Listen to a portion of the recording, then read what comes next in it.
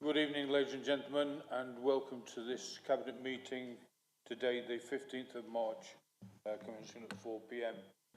I have first and foremost some apologies, they being Councillor Poulter, the leader, Paul Simpson, the Chief Executive, Andy Smith, one of the Strategic Directors, Rachel North, the Deputy CEO, and Councillor Hassel. For your information, I'm Councillor Mick Barker and I am chairing today's meeting as a replacement for Councillor Poulter. First and foremost, late items. There are none. Receipt of petitions, number 3. There are none. Identification of urgent items which calling will not apply. There are none. Declarations of interest. Yes, yes, Chair. I've been advised, as I have been for the last 4 years, by the monitoring officer that I have to declare an interest in item 11, which is the adult social care fees and charges, and I will need to withdraw from the meeting at that point. Thank you, Councillor Webb. That is noted. Minutes of the meeting held on the 15th of February 2023. Are they accepted? Thank you, Councillor Webb. Seconded. Thank you, Councillor Smale. Matters referred, recommendations of the Executive Scrutiny Board.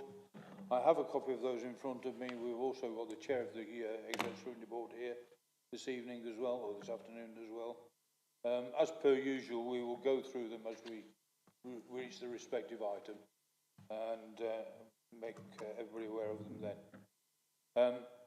Before we go into the key decisions proper, I am aware that we've got quite an audience this evening in relation to one of the items on the agenda, and I am aware as well that they may well have some parental responsibilities, and so therefore I intend to bring that forward on the agenda to help with them being able to get away for childcare. But first and foremost, I am going to take number 8, which is Our City, Our River, the update on the Derby Riverside, because we have got a guest as well from the Environment Agency. Good evening to you and welcome. Who is here to be able to answer any questions members may have in relation to the update on phase 2 of the O'Core River. So I think Catherine. Thank you, Chair. Yes, Catherine Williams from Regeneration. I'll give a brief overview of the report, but as you suggested, Councillor Barker, we have Naomi Doughty with us this evening as well from the Environment Agency, as they are a key partner in delivering this important scheme for the city. So the report seeking approval to progress Derby Riverside, which is the next key phase of the O'Core Flood Alleviation Programme. And that's a programme we've been delivering successfully for a number of years now, and the partnership with the Environment Agency has been really critical to that. This particular phase brings O'Core right into the heart of the city centre, and with that it's going to unlock significant regeneration opportunities. And our city centre ambition recognises not only the redevelopment opportunities at Derby Riverside, but also the role that green and blue infrastructure have in creating a successful city centre for the future. So Derby Riverside hit an important milestone last week with the submission of a planning application, and this application shows the proposed route of the flood wall from Causey Bridge through to Derwent Bridge, as well as proposals to create an urban green space on the site currently occupied by 3 office blocks on Stewart Street. And as well as acting as a conveyance corridor, this green space will enable us to positively turn back towards the river again and embrace that as an important part of our city. So we recognise the impact that these proposals will have on businesses in the area, and we've been in dialogue with property owners, occupiers and indeed all stakeholders for quite some time now. And the report describes the work that we've done on all of this over the last few years to bring a planning application forward, but also the proposed next steps as well to make sure we continue design procurement, construction, and we can deliver by 2026 in line with our agreement with the Environment Agency. So the recommendations of this report seek delegated authority to continue delivery of Derby Riverside, also approval to accept the generous offer of a further £1 million from the Environment Agency, and finally to approve the Land Assembly strategy outlined in paragraphs 4.22 to 4.24. And happy to take any questions. Thank you, Chair. Yes, thank you for that, Emily. It is an exciting prospect. Sorry, Emily. I'm Emily. That's Yeah. Catherine. Catherine, is an exciting prospect as a furtherance of the O'Core project.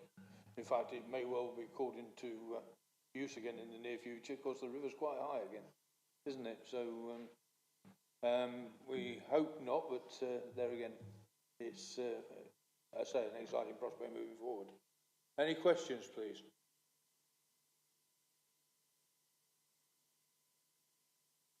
Roy, thank you. Yes, the work that's being proposed will open up further land for redevelopment, and I know that up to the current phase of O'Core that that has opened up land as well for development. Can the Environment Agency confirm that that will be a possibility and that we would need to test that by planning applications to assure us that those sites will become available? Sorry, Roy, does that include then changing the, are you talking about changing the flood plan at all?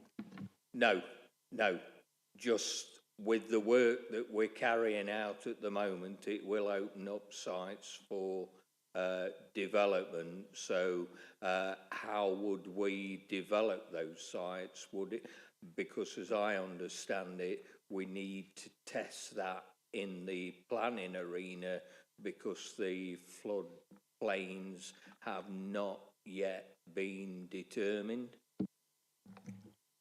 Okay, thank you. Chair, Is there potential for answering that? yes, I'll partially answer that if I may, Councillor Webb. The planning application I referred to in my summary there relates obviously specifically to the flood alleviation proposals themselves. Within there is a concept plan that we've developed to propose our vision for the area around that flood alleviation measure, and clearly that would be subject to further planning applications and the planning process, of which the Environment Agency is a key consultee, so that would all be required to bring redevelopment forward. Thank you. Thank you. Any other questions?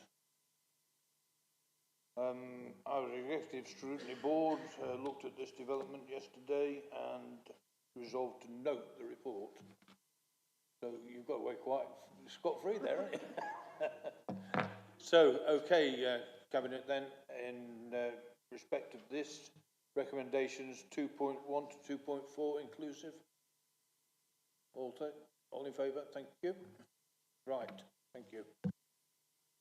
So, moving on then, we will bring forward now item 12 on the agenda, which is the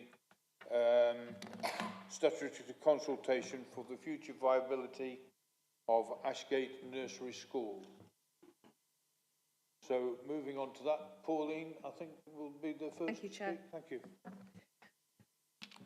So here we have the report, which is the outcome of the recent consultation on the viability of Ashgate Nursery School.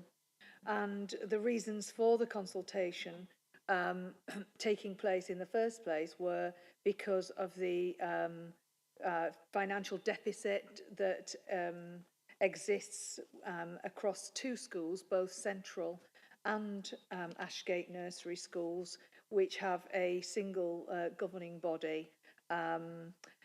Now, the council has worked very closely with the governing body of both schools to try to find a solution.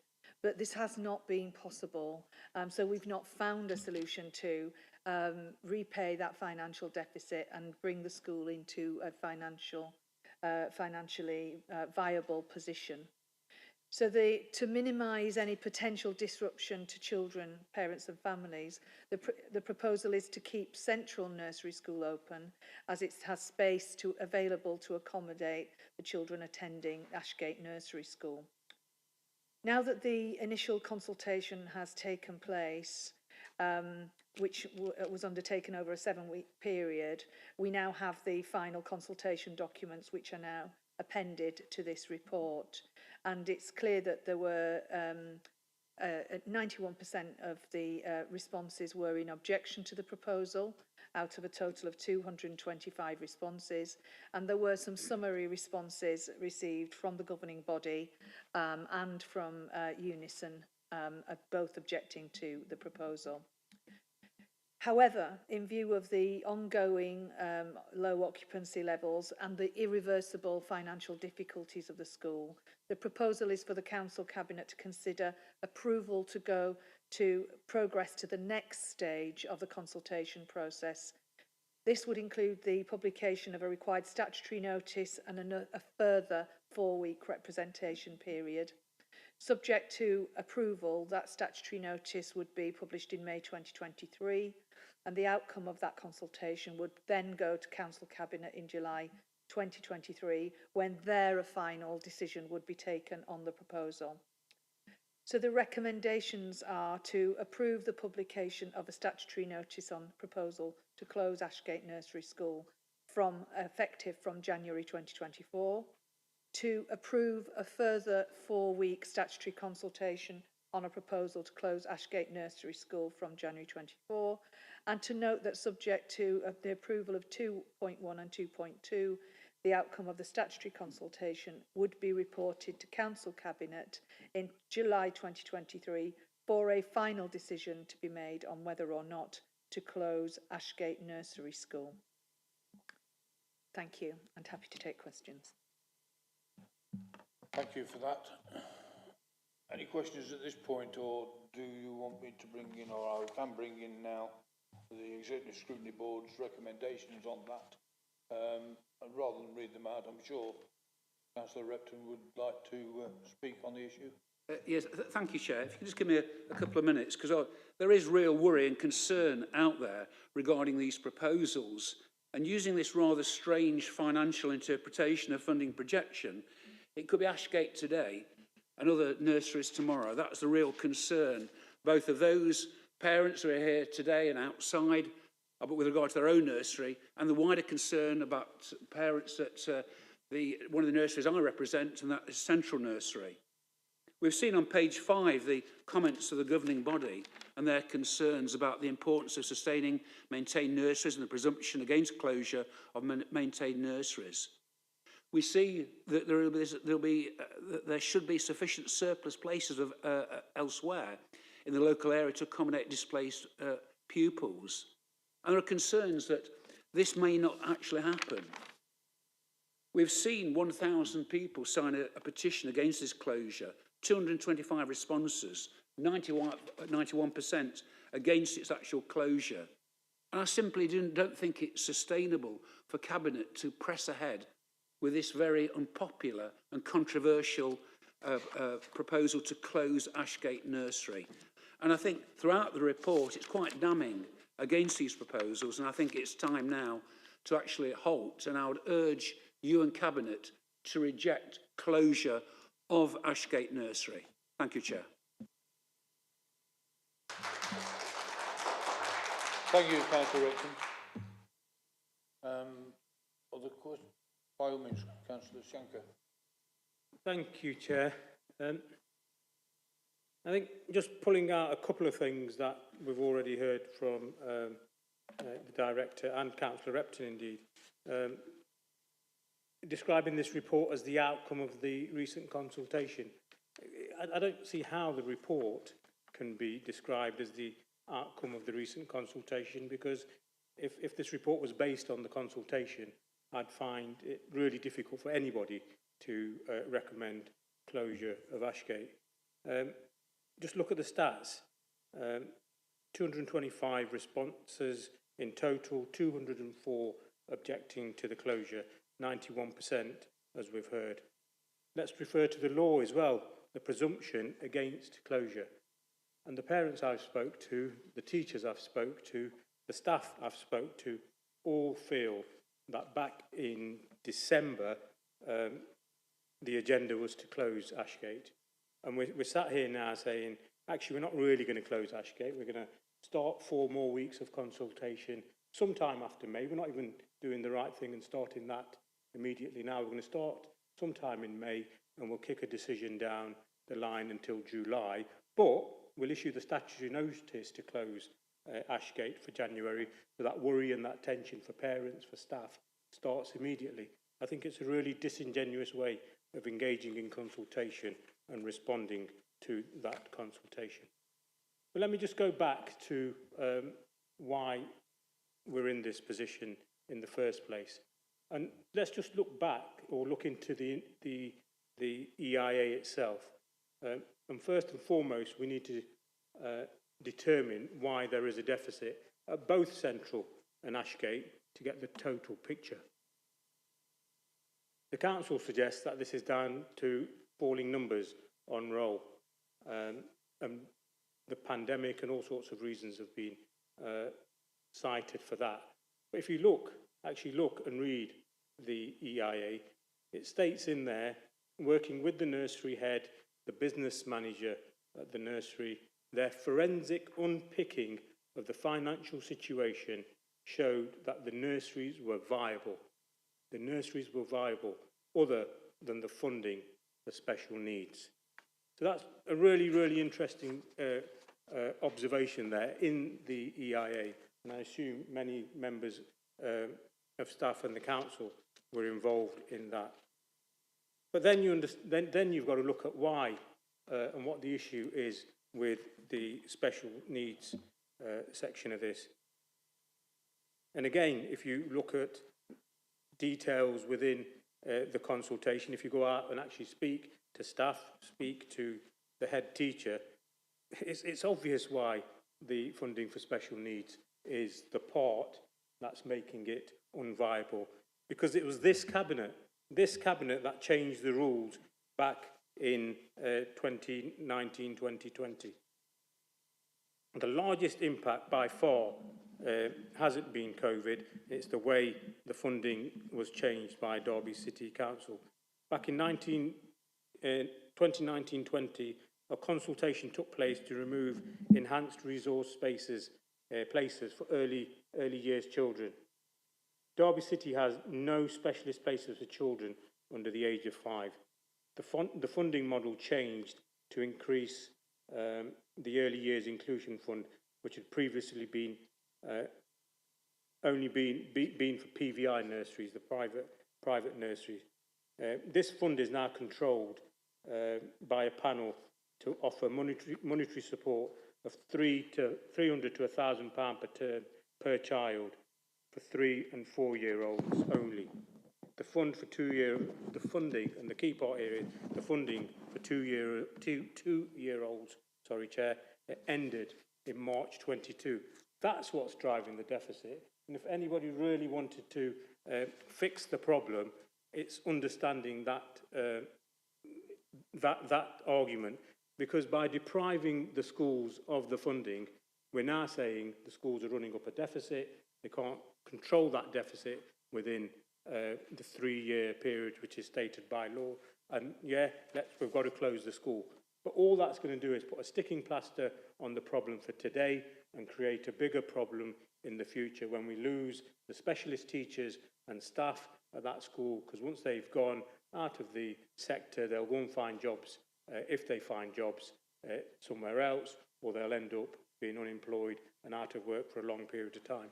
We'll just create a problem further down the line where we have a shortage of skilled staff, we have children who haven't had the care and the expert care and education that they need.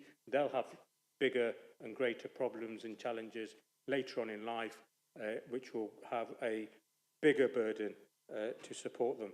It's really, really disingenuous to say that these funding problems are irreversible, because they're not irreversible. They were created by the council. If the funding's put back, it's absolutely reversible. Give the schools, the nurseries, the money that was taken off them in the first place, and we wouldn't be in this situation now. I mean, even today, I mean, we can obviously get Pauline to come back in on this. Your own government, a Tory government, has put, or telling us they're going to put extra money into childcare hours for children from 9 months onwards. That's a significant amount of investment if that follows through. But surely with that level of investment going back in to support nursery places for children from such a young age, that should make Ashgate and Central more viable, and let alone being more viable, if it's going to have the desired effect to kickstart the economy in this country that has been wanting for a number of years, we're going to need those places. The parents can send their children into nursery at that younger age so they can go and play a meaningful part in the labour market. So taking these short-sighted decisions now is absolutely wrong. I don't think all you're doing here is accepting the response from the consultation and doing a further 4-week statutory consultation is the right thing. I think you should just pull this report and these proposals completely right now and work with the head, the governors, parents, and make sure a viable solution is found. And there's two simple choices here, really. And I suspect, again, this cabinet will make the wrong decision. You either keep your blinkers on, you nod through this report, you ignore our own equality impact statement assessment, you ignore the consultation, you ignore the trade unions, you ignore the head and the governing body and decide you're going to carry on, but you're not really convinced yourselves because you don't want to carry on now. You want to wait and start the 4-week consultation after May. I wonder why. That's what I suspect you'll do. Or you actually do what I've just said and what the exec scrutiny recommendation hints, is just pull this report now, get round the table, work with people involved. We all know Ashgate Nursery provides an invaluable service. It's got expert staff who we're going to need, not just at Ashgate, but across the city in the months ahead. Do the right thing, pull this report and give the school, the nursery, the right level of support that's needed to make sure it continues to provide a good service as it has done now for many decades. It's a really, really simple decision. It's a position we shouldn't be in. And I think if you do the right thing, you read the reports and make your decision based on the reports that are in front of you rather than a hidden agenda, you'd stop any plans for closing Ashgate.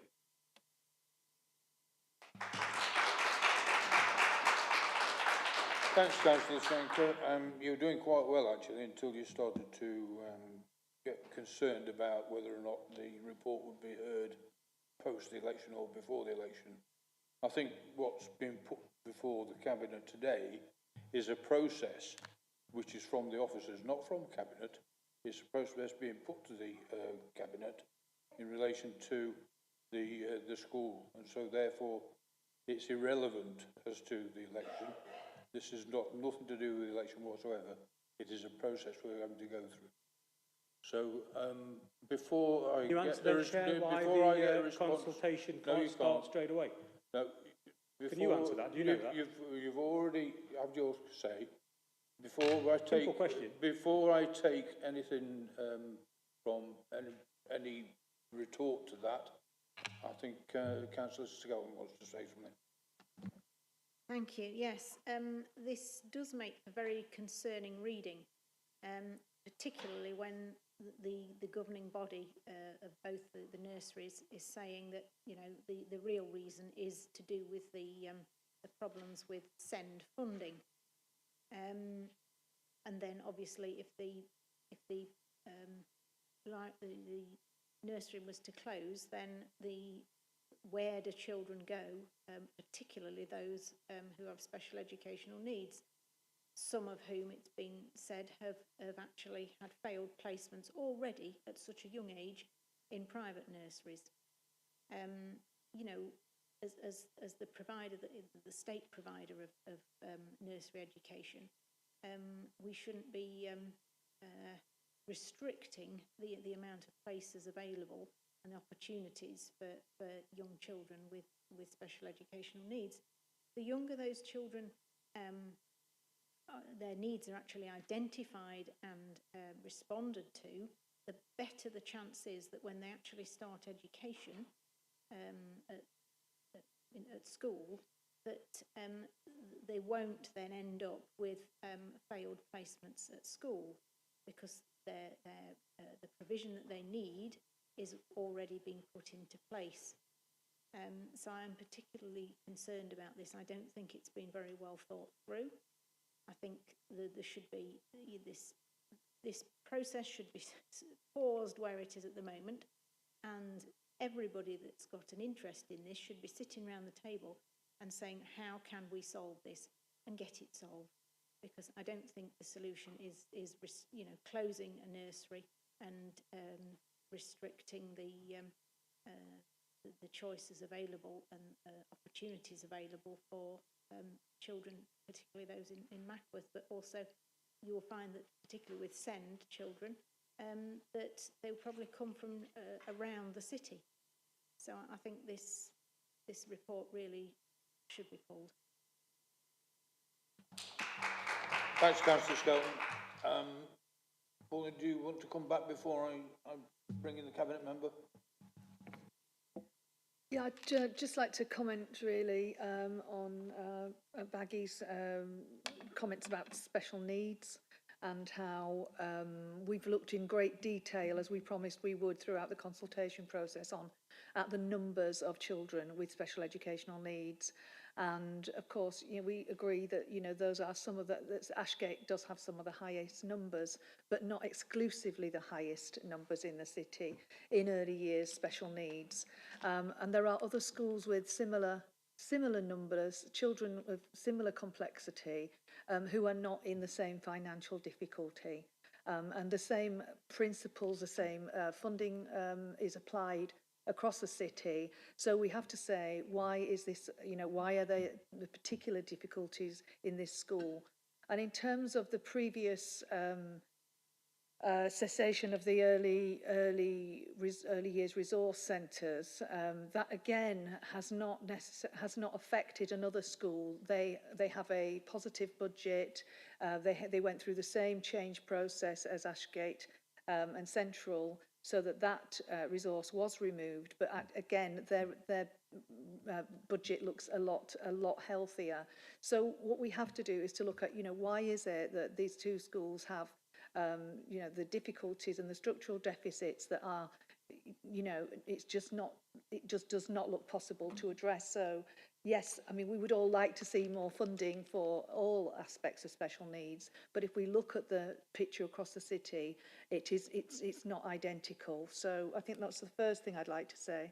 Secondly, no one's made a comment about where the money would come from to address the balances and to actually make up the difference. If we were to look to school funding pot, we would have to go to other schools, back to school forum, and actually, you know, we would have to ask other providers to give from the school's pot to support these schools. That's the funding model here.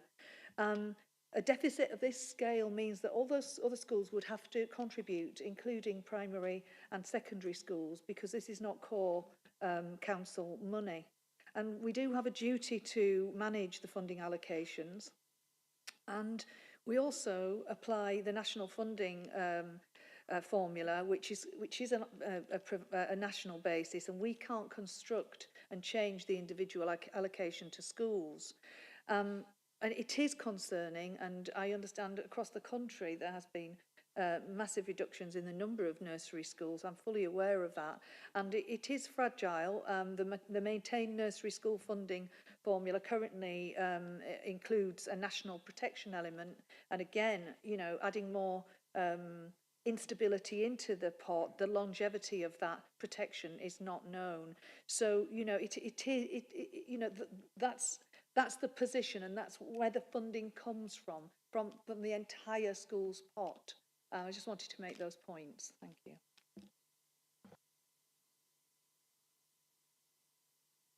Councillor Williams, your portfolio, would you like to contribute? Thank you, Chair. Obviously, nobody wants to be in this position. I don't want to be here.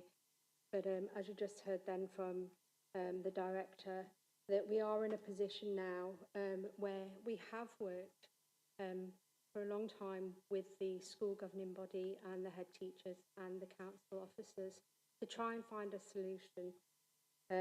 We have not been able to find a solution to that financial deficit. And I would just like to also reiterate, schools can't legally run deficits.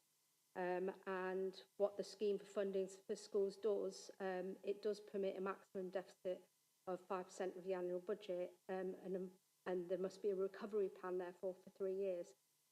Unfortunately, Ashgate has a deficit of around 40% of its budget.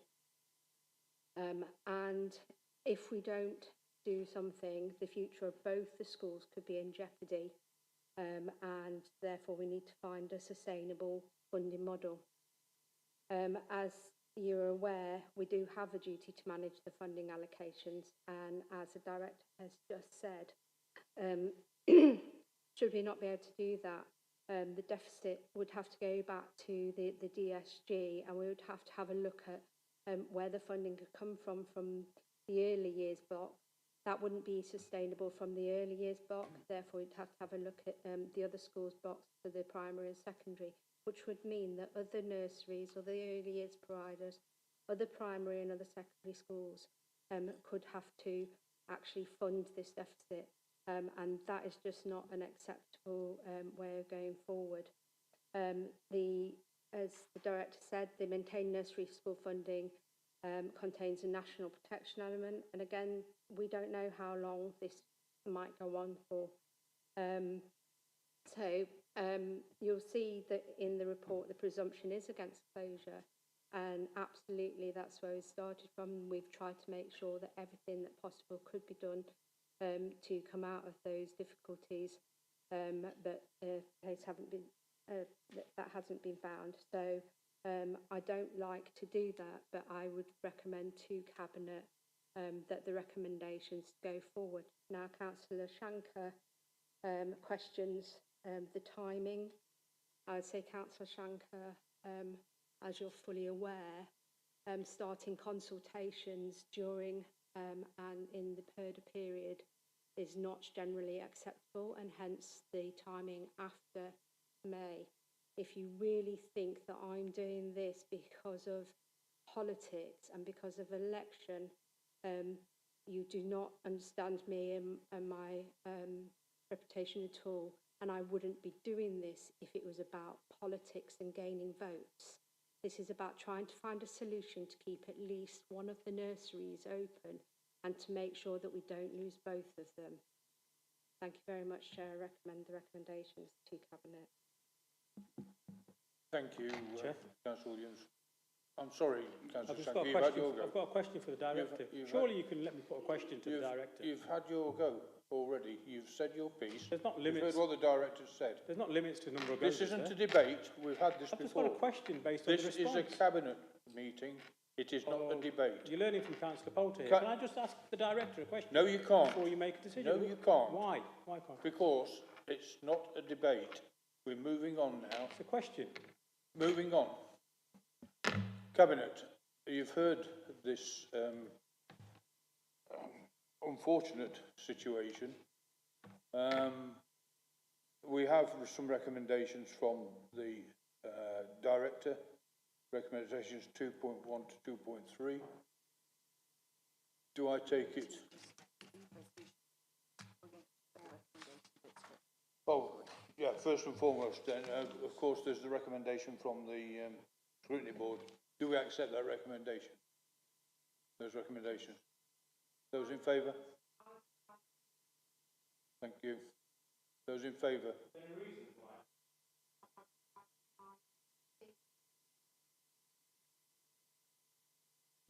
Would be practical for the future reliability of keeping a nursery open there. I think that we need to move forward for this and go back after consultation. Yes, thank you. So you've heard the what the cabinet members said. Cabinet, do you accept the recommendations of the scrutiny board or reject them? Reject. Yeah. Okay, moving forward then to recommendations 2.1 to 2.3 inclusive. Those in favour? Thank you, that is carried. Thanks, ladies and gentlemen, for you've heard the debate. If you want to make your way out, you're welcome to stay to hear the rest if you wish. But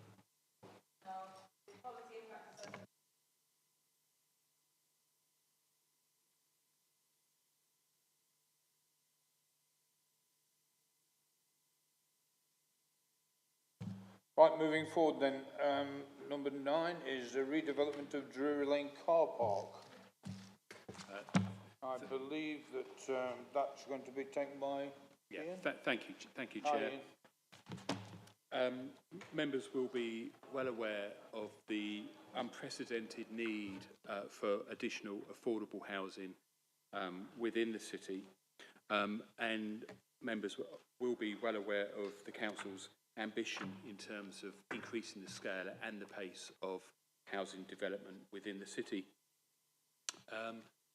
This particular proposal is to build 17 homes on a very underused car park at Drury Lane. I would in particular draw members' attention to paragraph 4.3, Chair, where in the report, in the second sentence, it says revenue in that period, talking about 2021, has averaged just under £1 per space per month, is what it says in the report. That is an error, Chair, and it should actually say £1 per space per week at paragraph 4.3. But nevertheless, even with that change, Chair, you can see that it is a very under-utilised car park, averaging less than 10 sales per week. And we're satisfied, Chair, that those small number of people using that car park will be equally able to use some nearby car parks on Abbey Street East and Abbey Street West. The recommendations, Chair, are 2.1 to 2.8 before you. Thank you. Thank you for that, Ian. The scrutiny board looked at this and noted the report. So,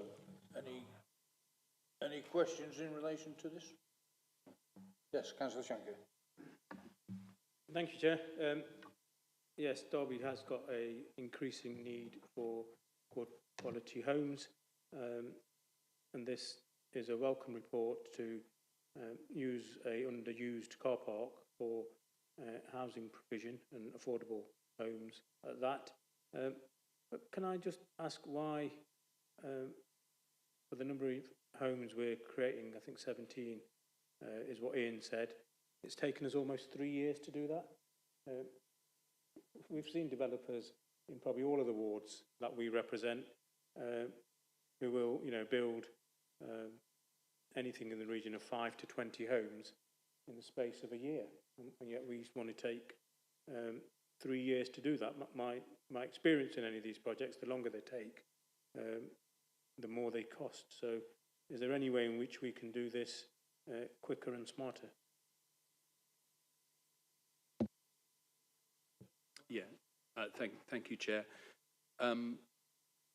This has taken a long time, Chair. That is partly because, as a local authority, you'll be aware we have to go through comprehensive procurement processes. And this scheme is not going to be developed in isolation. It's going to be packaged up with a number of other sites, Chair. It's the first time we've used this approach of packaging sites together, but we do believe that ultimately that will provide better value for money for us and indeed better pace once the developer is taken on board and delivers those schemes. And in relation to this particular site, Chair, obviously this is the first time we've reused a car park in this way. We want to make sure that it is underused and it's not going to harm the local community, Chair, if we take the car park away. But we are now satisfied that this is the right thing to do. Okay, thank you. Any further questions? Cabinet, I invite you to look at the paper then. Recommendations on the paper as suggested by Ms Fuller, 2.1 through to 2.8 inclusive. All those in favour? Thank you. So moving on. Infrastructure Programme Board, capital programmes 23-24. Werner, I believe. Thank you, Chair. Yes, that's me. This is the annual report of the Highways and Transport Capital Programme, although it is a little different from the previous years and something you're used to seeing. And hopefully that won't become a surprise to you because it's been heavily trailed through the Council's MTFP reporting process, which included a review of our capital programme over the last financial year. And that review was necessary because of the increasing revenue pressures in terms of ongoing maintenance cost, as well as the higher revenue interest costs of capital borrowing. The slippage across the programme, we're all very familiar with the increasing costs of inflation and energy, construction materials and the availability of labour and industry shortages in construction generally. So the report sets out the work programme for next year, and the indicative 3-year asset programme was required by DfT, and the reprofiled budget is set out in 1.2 of the report. This includes a reduction in the budget to the H&T programme and no new funding to the flood defence programme for next year. And the recommendations seek to approve the 3 programmes with delegations to change in year in line with financial procedures.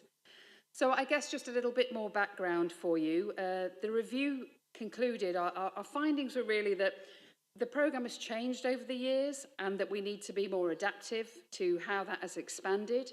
We have a significant hangover from COVID, which has put in a lot of inbuilt delay into the programme, as well as that economic context, which we're very well aware of, as well as our own budget resources and pressures that we have.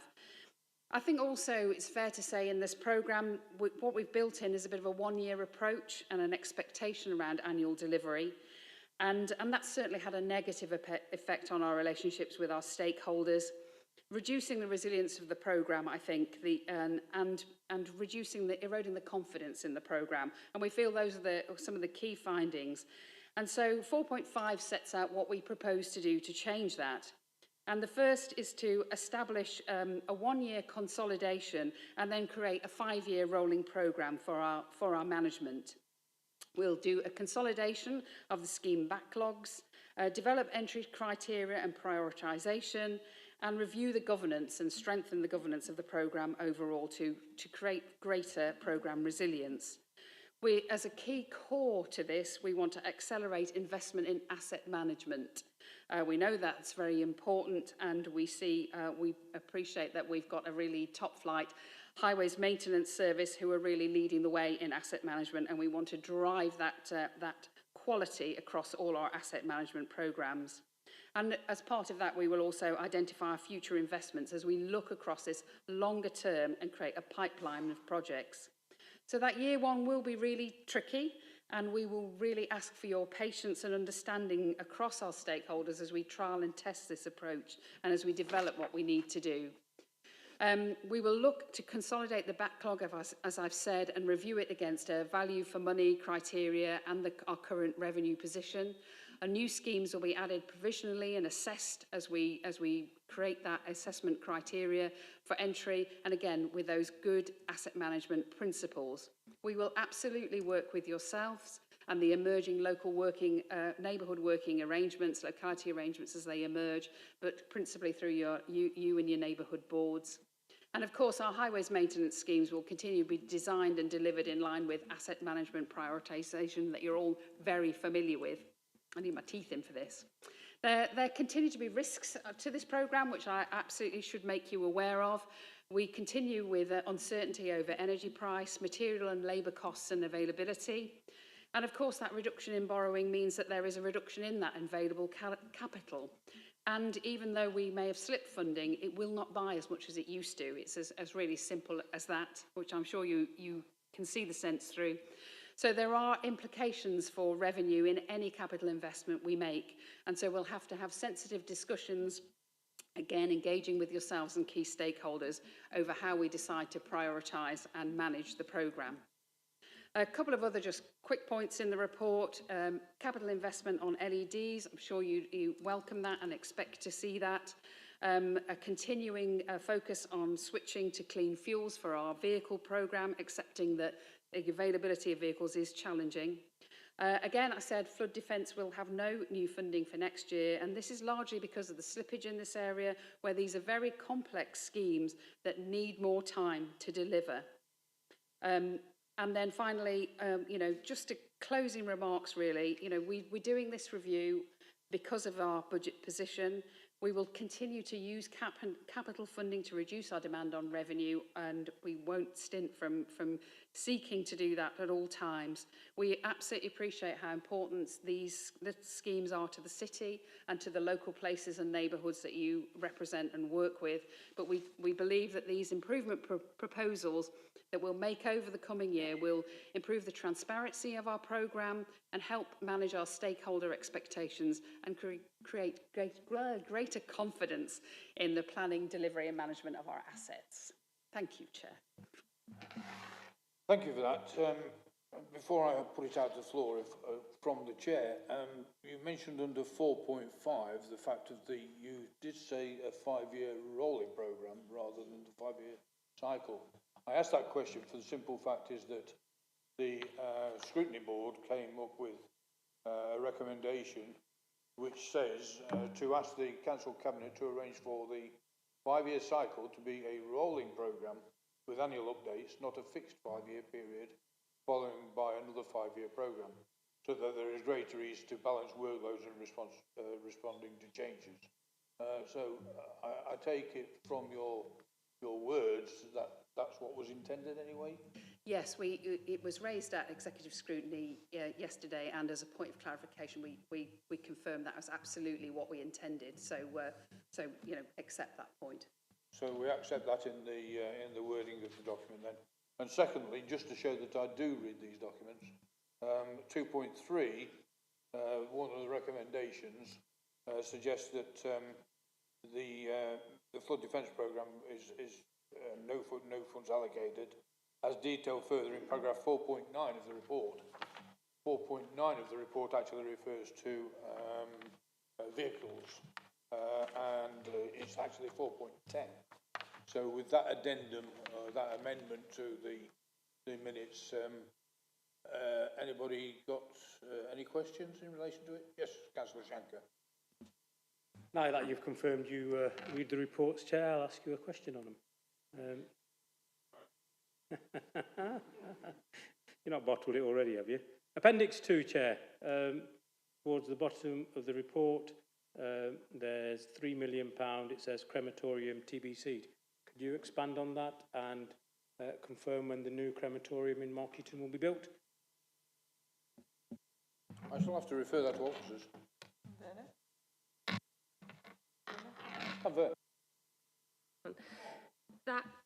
That element on the capital programme is in reference to the essential maintenance of the crematorium. It's not around the rebuild of the crematorium. So do we have any details on when the rebuild you announced will take place? No, the business case.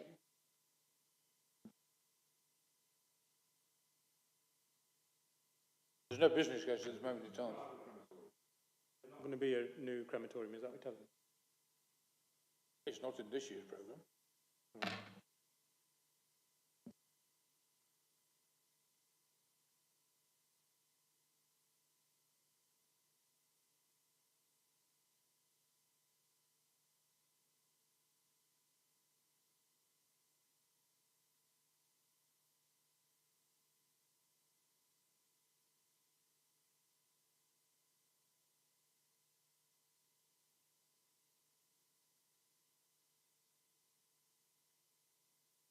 Let's keep this tight, please. No to-ing and fro-ing.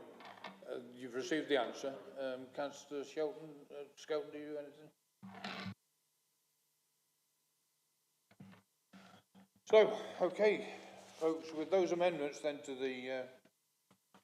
the papers, I take it 2.1 to 2.4. All those in favour?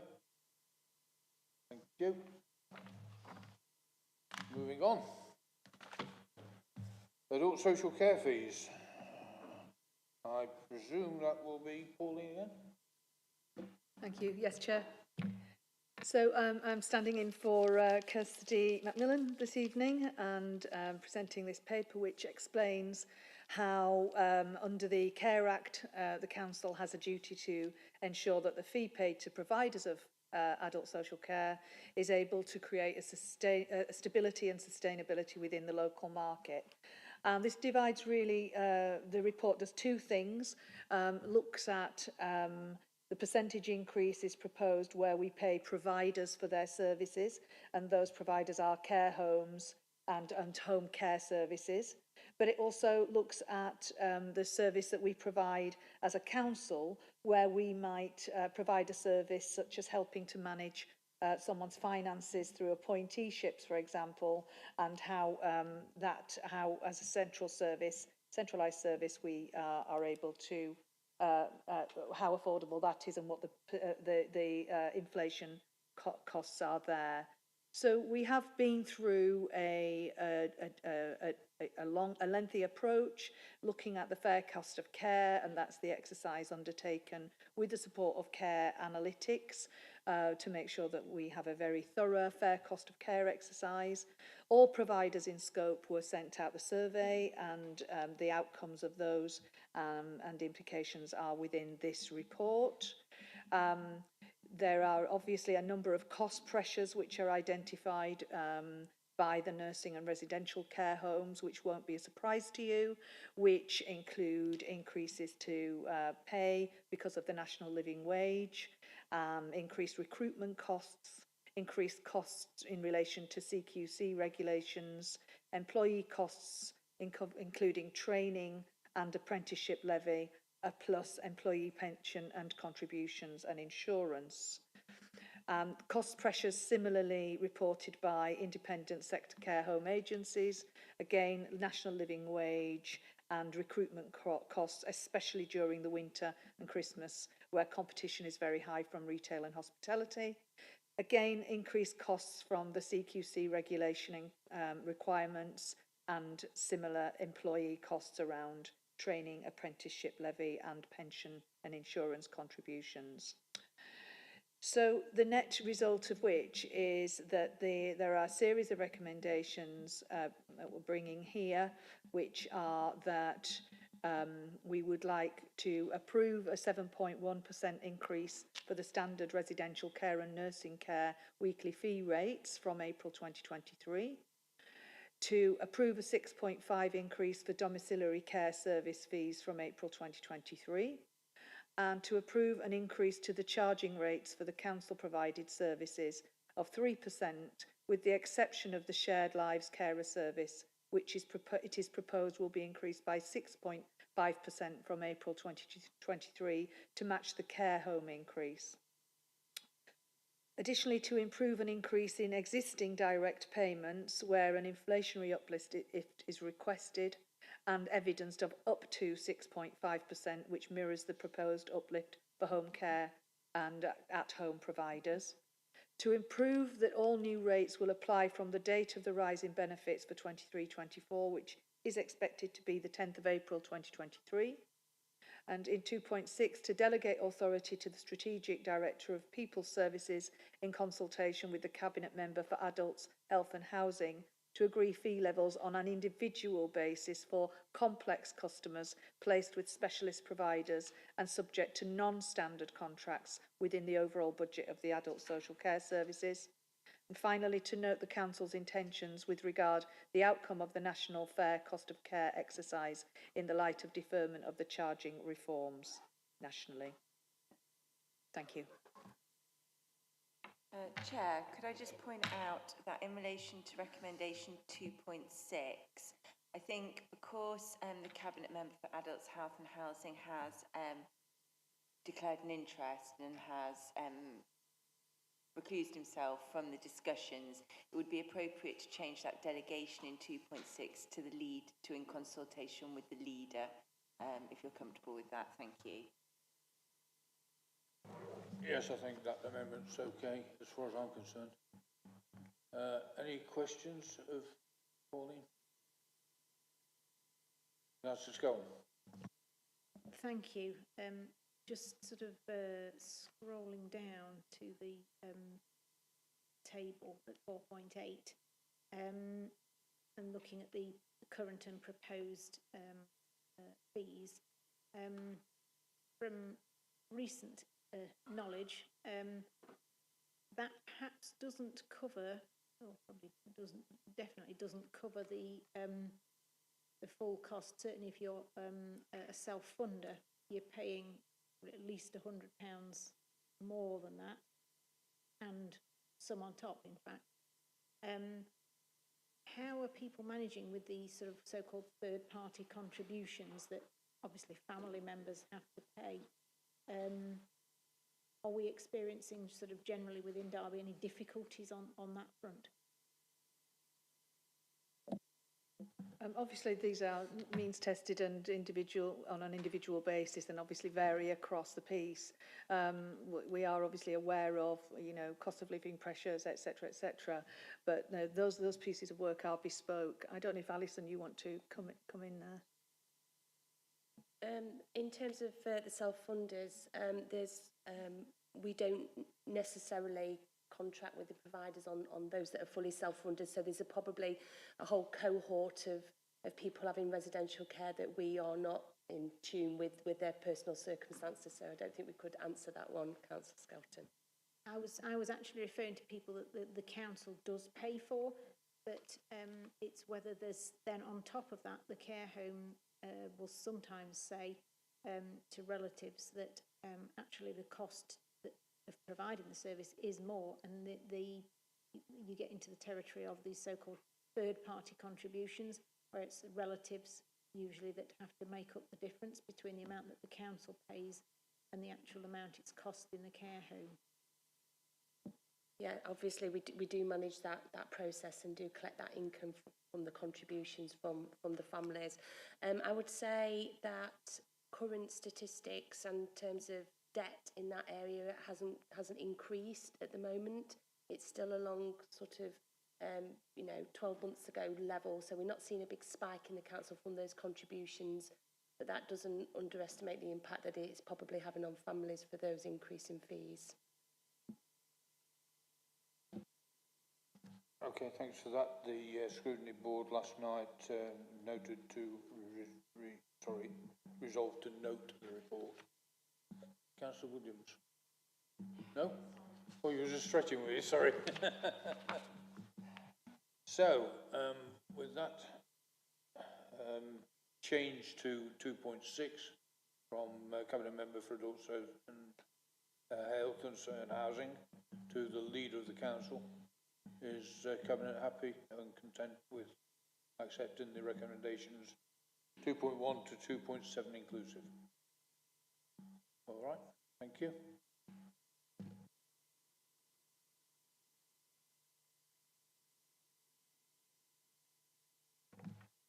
The Wanderer returns.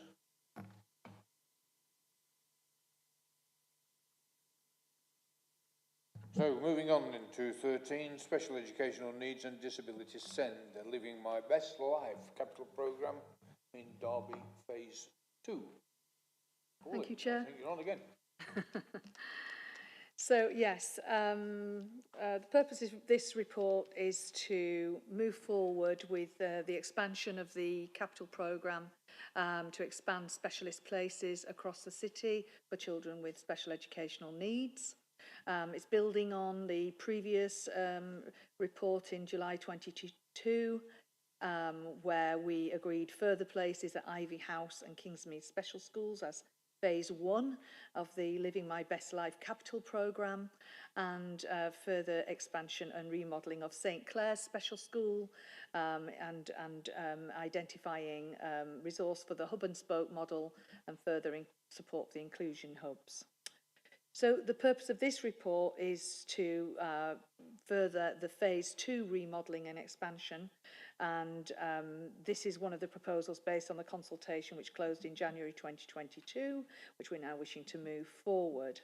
So we're looking to continue to develop these places for children with social, emotional and mental health needs across the city, based on the receipt of the feasibility studies for Newton's Walk provision in Kingsmead School. And this is an approach which is based on the priority to secure more places for children with special needs in a Derby school rather than being sent out of area. So the expansion and remodelling of Newton's Walk former primary Prue will allow Kingsmead School to provide more specialist support for learners with social, emotional and mental health needs through a much more varied provision and curriculum offer. This will include special school placements, full-time shared placements with mainstream schools, which is very exciting, hospital medical placements for increasing numbers of children who are struggling to thrive in school, looking at some elements of alternative provision, but also personalised programme and packages and provision for permanently excluded children, many of whom do have social, emotional, mental health needs and special educational needs as well. So the recommendations are that we approve the refurbishment and extension of the former Newton's Walk Prue, making best use of the building there, allowing us to offer extended provision for social, emotional, mental health need, and also to offer that alternative provision and personalised programmes for children who may also stay within the mainstream school as well, so that it complements and helps to keep them within the mainstream environment. So to note also that delivery of phase 2 will be assessed through the gateway process before adding that into the capital programme, and to delegate authority to the Director of Legal Procurement and Democratic Services following consultation with the Strategic Director of People Services to enter into all necessary grant agreements and ancillary documentation to deliver phase 2. And to approve the amendment of the capital programme for the schemes outlined in Appendix 1 and any necessary contingencies within the approved SEND capital subject to the PMO process. Thank you. Thank you for that. Going to the Executive Scrutiny Board, they took a good look at this and again noted to note the report. I think it's a very welcome report from my perspective and that of the Cabinet, but any comments from or any Councillor Shanker? The obvious comment, I mean, welcome this report, extra provision in primary schools, extra provision in secondary schools. Had we not been doing what we're doing with Ashgate and kept that provision for nursery schools, we would have had a good holistic package from early years to later years. So let's see, still at this stage, if we can get that Ashgate decision reviewed. Thank you, Councillor Shanker. Councillor Scott. Thank you. In 4.2, it obviously says about 30 additional placements in mainstream. Now, under this hub and spoke model. Now, a lot of the children that, in fact all of them that have gone outside of the city because there is no provision within the city to meet their needs, have experienced breakdowns in placements in mainstream schools, which has actually, in many cases, traumatised those children. I don't know whether there's an intention of trying to bring back children from out of area back into then mainstream, but I would suggest, because of the trauma that they've experienced and the breakdown of the placements, that that's not going to be successful. I have asked before, where else in the country has this hub and spoke model been implemented, and with what success, and what actual positive benefit did it actually have financially for the council? But I have not had any answers to that, so if an answer can be given, I'd be very pleased. Thanks, Yes. Councillor Skelton. I think personally it's not a matter of finance, it's a matter of doing the best for these children, but I'm sure Pauline's got Happy to respond.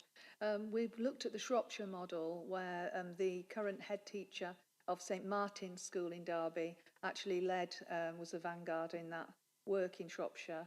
I've also been involved in a number of conversations nationally, and it appears to me, and I can find out more information, that there are a number of local authorities across the country that have looked at this model. And the reason why this model is so attractive and important is because actually we create a divided system. We want society to be an inclusive place for all people, yet we divide children up into separate environments when it comes to special educational needs. The intention here is for those children who would thrive and their families would support this, that they would be identified by the special school and parents themselves as suitable to be taught in on the site of a mainstream school, but by the specialist teachers from the special schools, so that they have the best of both worlds. And the best of both worlds is that they have the support that they need, but they have the opportunity to perhaps travel with other students they might not normally meet. They might have a greater opportunity to have sporting activity, arts activities, and a much broader curriculum. So there is a real inclusive societal drive behind this, not just maximising the financial resource, which of course it does, because if we do find space and places in our mainstream schools, then of course enhancing that environment for children with additional needs can give us really cost-effective placements. But it is very much bespoke, very much in conjunction with the parents and the young people themselves, and actually those are the people who know those children best, and that's how the model has worked elsewhere. Could I just ask a supplementary question then, please, Chair? So this Shropshire model, how long has it been going, and what are actually, is there any case studies that we can look at? I understand it's been over a decade in Shropshire, so that it's well established. And I think the case study itself is listening to the head teacher of St Martin's, who was there at the beginning and saw that through, and has been able to talk about the hurdles and the challenges and how they overcame those, and how actually it's led to a much more inclusive education system in Shropshire. And I'm sure that there are, we're more than happy to document that and share that as appropriate. Thanks for that. Councillor Williams, your portfolio, anything to add?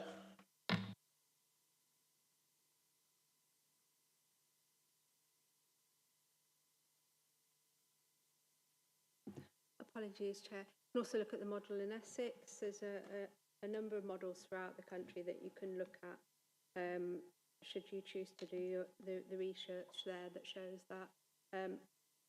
I'm really pleased with this report, hoping that it will have the impact that we said. I would like to take this opportunity to thank all those involved in the local area, which includes our Parent Carers Forum, which includes staff from schools, our health service, all the work that's been going into making sure that we've got the right provision, and this is another step in that journey, which I'm really happy and hopeful that Cabinet will agree with me tonight.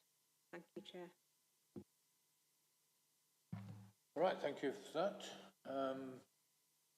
Cabinet, can you take the recommendations? I've got my teeth. Recommendations as printed, please. Thank you. So moving on to 14, compliance with contract and financial procedure rules. Good afternoon to you. Thank you, Chair.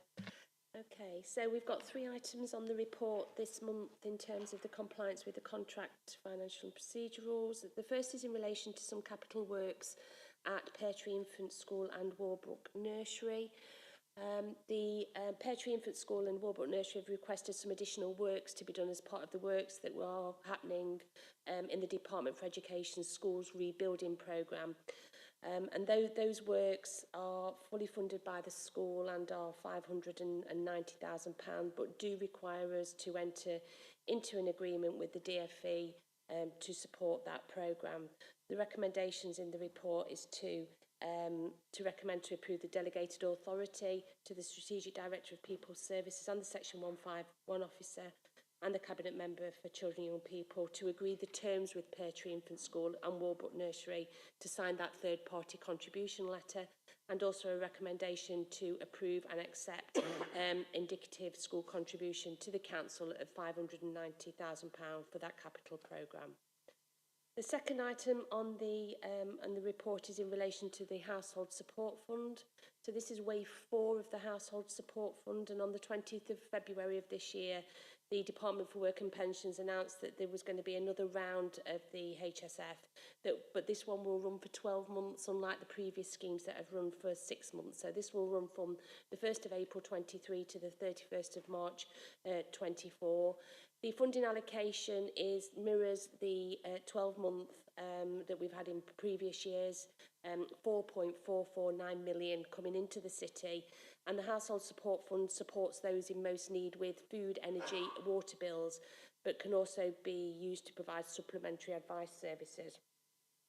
It's proposed at this point that the new grant will be based on the same principles as the previous schemes, so we'll be allocating food vouchers to all schools in Derby on the number of pupils eligible for housing benefit related free school meals over the school holidays, and that's estimated to cost 2.78 million.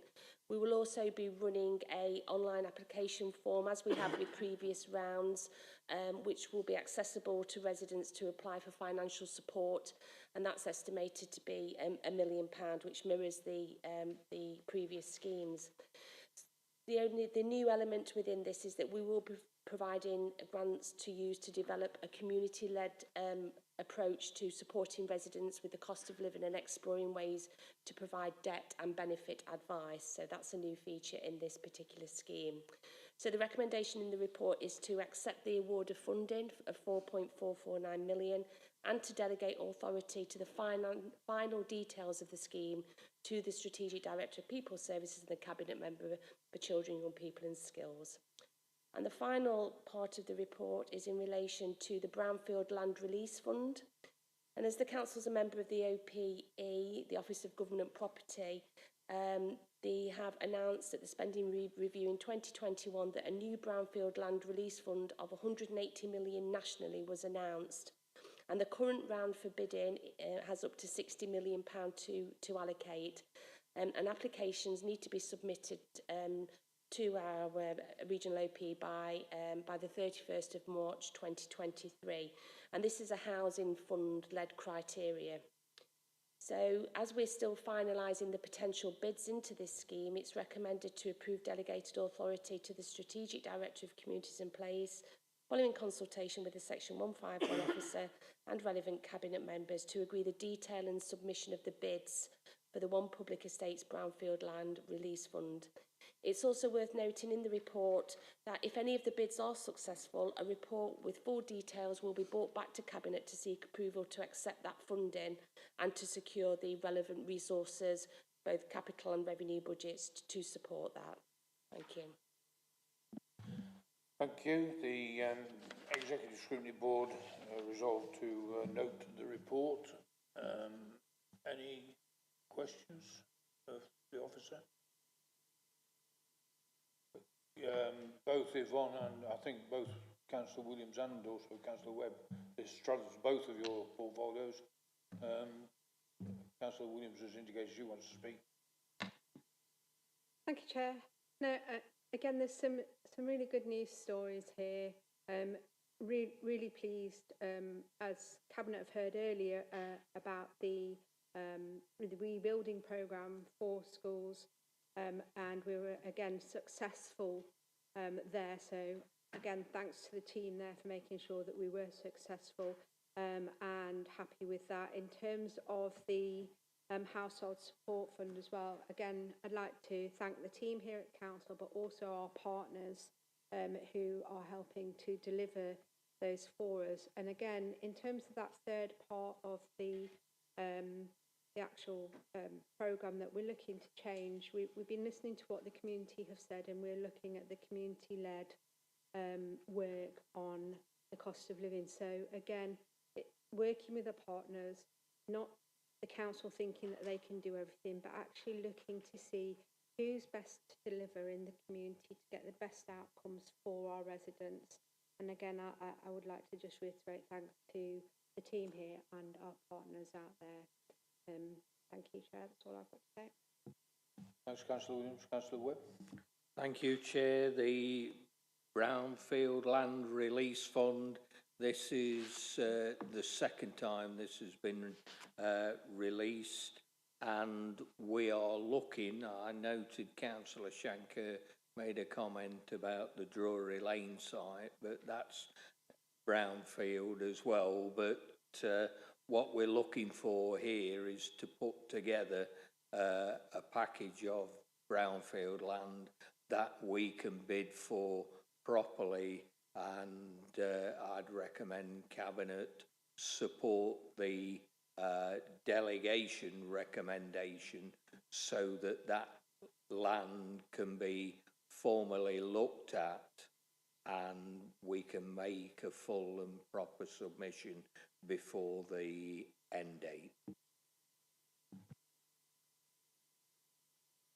Cabinet then recommendations 2.1 to 2.5, and the one that Roy was talking about was 2.4, but recommendations carried.